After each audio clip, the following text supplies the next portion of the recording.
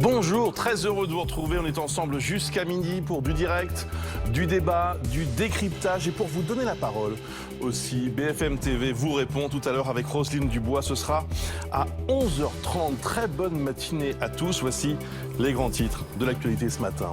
Incident assez sérieux dans la capitale à l'issue du match PSG-Bayern Munich. 148 personnes ont été interpellées pour dégradation ou violence. Les affrontements avec les forces de l'ordre qui se sont concentrés autour des Champs-Élysées et du Parc des Princes. Plusieurs voitures ont été incendiées. On retrouvera Céline Moncel dans un instant.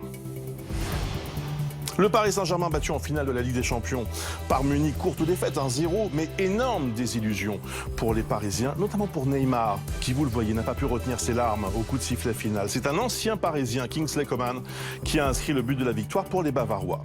L'inquiétude en France après une nouvelle flambée des cas de coronavirus. Près de 5000 tests positifs en 24 heures, mais le nombre de cas graves reste stable. Le gouvernement va-t-il durcir les mesures de sécurité sanitaire pour éviter une nouvelle vague? On en débat ce matin sur BFM TV. Et puis Donald Trump a annoncé hier soir l'autorisation en urgence de la transfusion de plasma sanguin de personnes guéries du coronavirus à des patients hospitalisés, un traitement déjà largement utilisé aux États-Unis.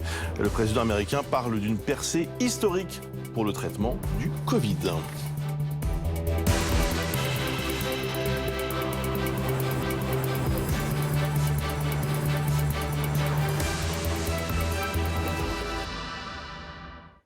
Il y avait pourtant un important dispositif de sécurité. 3000 policiers mobilisés hier soir dans la capitale, mais ça n'a pas empêché des incidents. Les images d'ailleurs ce matin du quartier des Champs-Élysées montrent que les casseurs ont une fois encore saccagé un quartier qui avait déjà été durement éprouvé ces derniers mois. Céline Moncel, vous êtes sur les Champs-Élysées, ou sur les abords de ce quartier, donc de cette avenue des Champs-Élysées, et vous avez pu constater ce matin l'ampleur des dégâts.